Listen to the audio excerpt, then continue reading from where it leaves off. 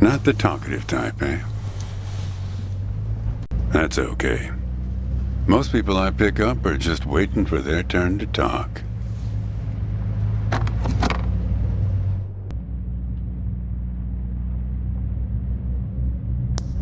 Want a raisin? They're from my farm.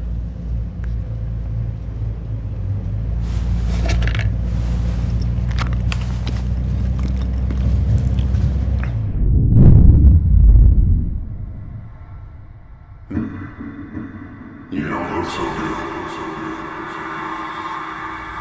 Guess those things don't agree with you yet. Strange. They're Thompson seedless. Good raisins. We still farm more of those in California than anywhere on Earth. You want to know the clearest evidence that reality isn't real?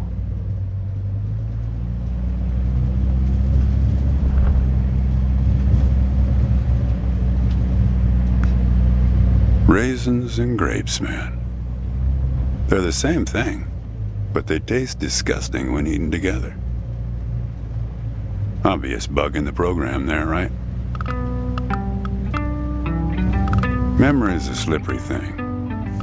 Think about when somebody asks you about this ride later, assuming you even know where you're going, and get someplace where somebody can ask you. Hey, how'd you get here anyway? They'll ask you. Oh, I hitched. And your brain will flash back for a second when you say this. And it'll show you a frozen snapshot of yourself, sitting in this car, talking to me like we are right now. But which moment will it actually show you? Will it be this one? Or this one? Or this one?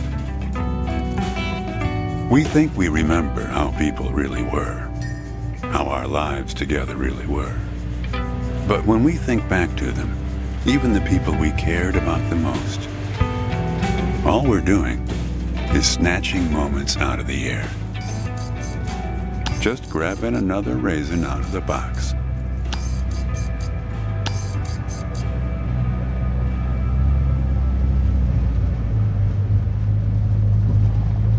My wife. She's dead now, but you probably guessed that. Thanks, but you don't look like you're doing so well yourself. Takes one to know one, right? I can always spot someone who's grieving along this highway. They usually stand on the road with a dazed look on their face and their thumb up in the air. No, I don't know you. Just know the type. My wife, if I'm totally honest with you, I don't really remember what she looked like.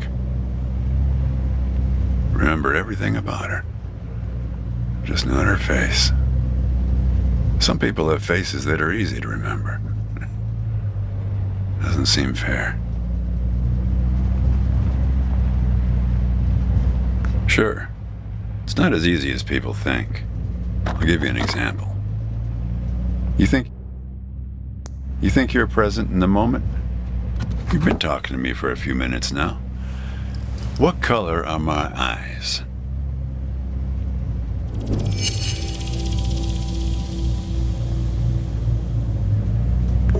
Yep, not bad.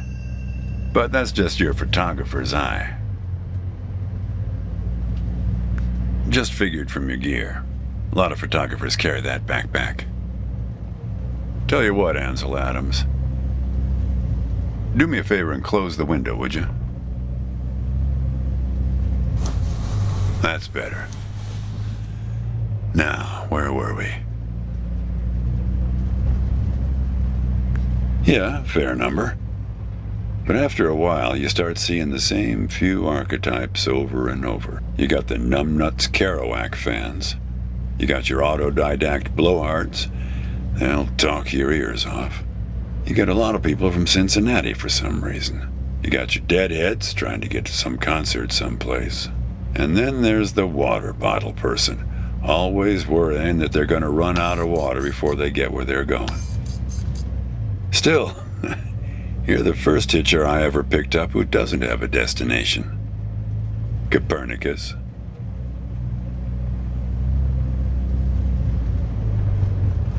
Well, seems like the right name for a guy who's traveling the world without knowing where he's going.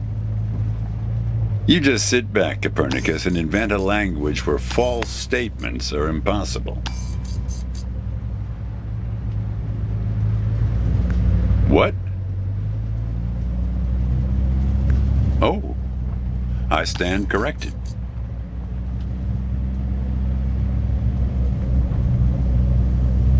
You know, when I was a kid, my brother and I used to drive our parents crazy on long drives like this. Our folks wouldn't let us listen to the radio in the car.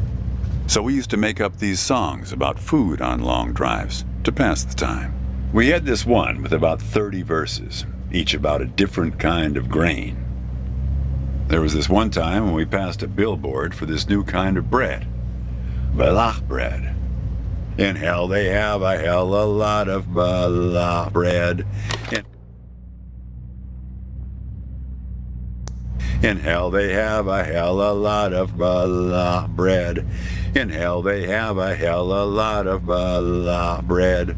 In hell they have a hell a lot of balach bread. Oh yeah, that drove Mom and Dad crazy. Come on, join in. In hell they have a hell a lot of balach bread. In hell they have a hell a lot of balach bread. In hell they have a hell a lot of balach bread. In hell they have a hell a lot of balach bread.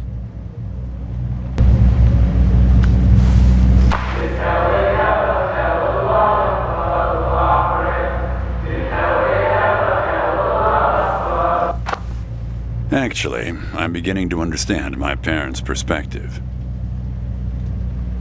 Getting older is funny. It's like reading a book where less and less happens, but the writing gets better and better.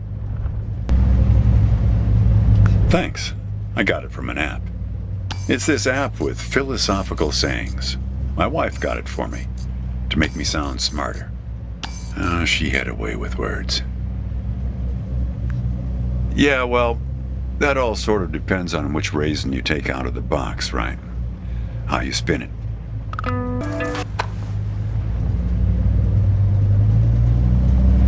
Say, want to hear a joke? Why did the raisin take the prune to the dance? He couldn't get a date. Hey, that reminds me. It's almost 4:30. You'll like this. It's my favorite. I once knew the hostess, Darlene. She used to change the tires on my truck on Highway 51. Welcome to another Interstate Riddle Hour. Here's our first riddle. Keep your eyes peeled, all you blacktop carpetbaggers. I fly, yet I have no wings. I cry, yet I have no eyes. Darkness follows me. Lower light I never see.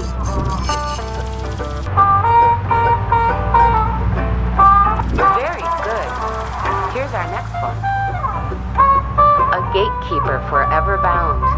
He opens and shuts with a similar sound. Very good. I don't know why I listen to this every day. Damn questions are rigged. I never get them. Says the guy who never knew what pressure to keep his tires at. Hey! Having fun? Want to keep going? Kid, I am sorry about your girlfriend, but I had nothing to do with it. It's just the opposite. I was sent to protect you.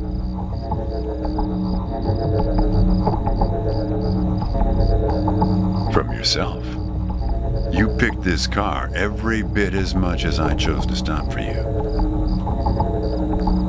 You picked this car, picked me, not to feel anything. Kid, just let it go. There's nothing for you down that road. Nothing but hurt.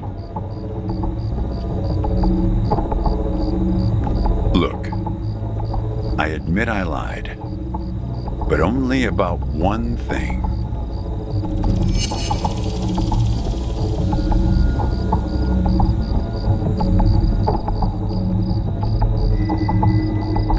Yeah, we've met.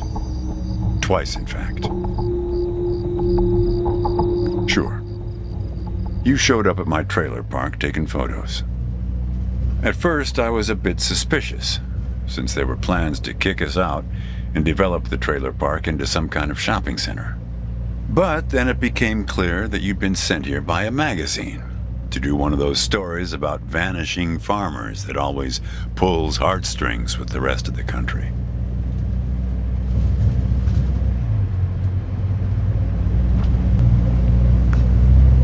Kid, I told you, you don't want to go down that road.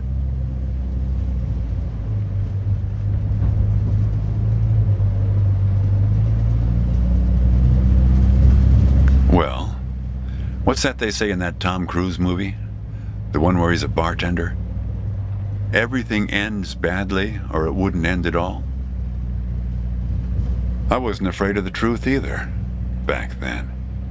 My wife, when she got the x-rays, when she knew, she decided to spare my feelings. Didn't tell me anything. Hid the x-rays in one place I'd never suspect, because it was so obvious. Stayed closed until today, till you came along.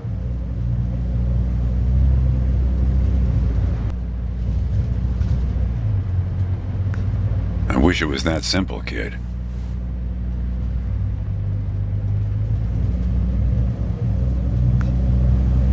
Hey, Chief, why don't you have a look here?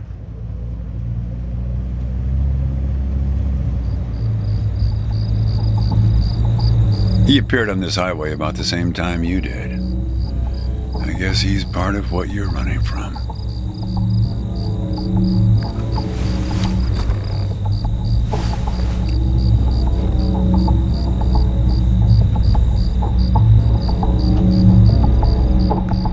Not sure.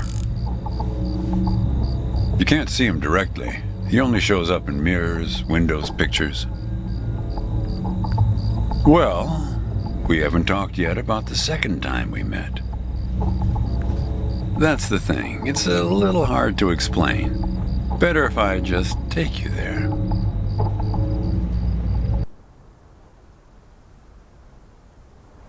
A man travels along a road until he reaches a gate at the top of a hill. The road has been long and straight so far, and the going has been easy. But now the man can't go any further, so he takes a seat by the road to rest. The man waits, and after a length of time that seems neither short nor long, the gate opens, and a guard appears.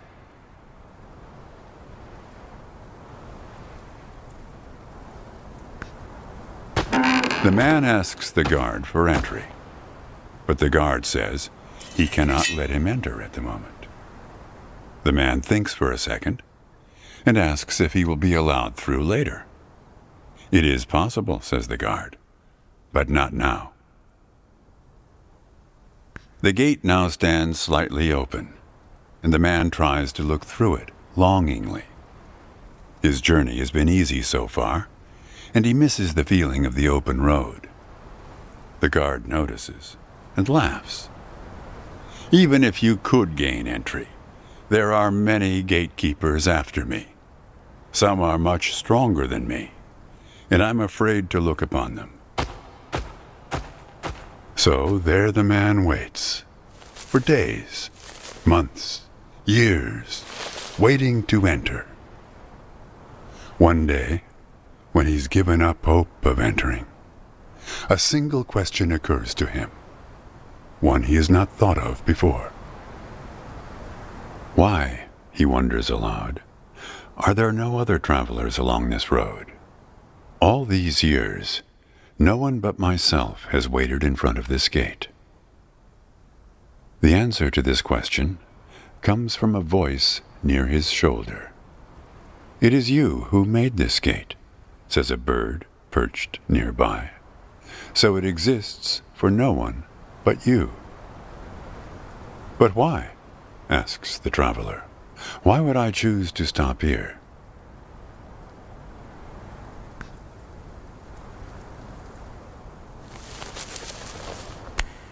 The bird answers after hungrily eating a crust of bread from the man's hand. "After this point, the road becomes less straight. It splinters like the tree in which I live, splitting into dozens, hundreds of branches. The path becomes impossibly narrow and frail, and crowded with the view of other paths one could have taken. There's only one point ahead on the road where all paths converge, where all points join, where the light shines through skin and through lies. But it's never been reached by one of your kind, a traveler who walks on feet."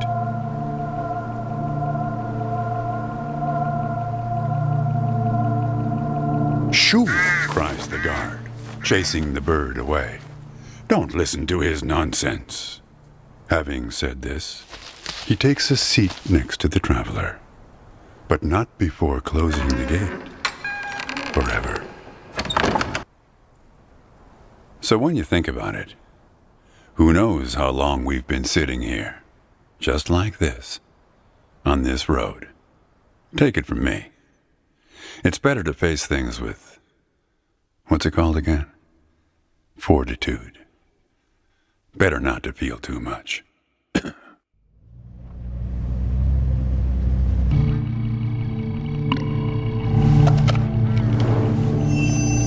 You don't want to do that, kid. These birds are unpredictable. There's no telling what they'll do once they start swarming. Get enough of these crows together and it's big trouble. Look, hooded crows all along this road.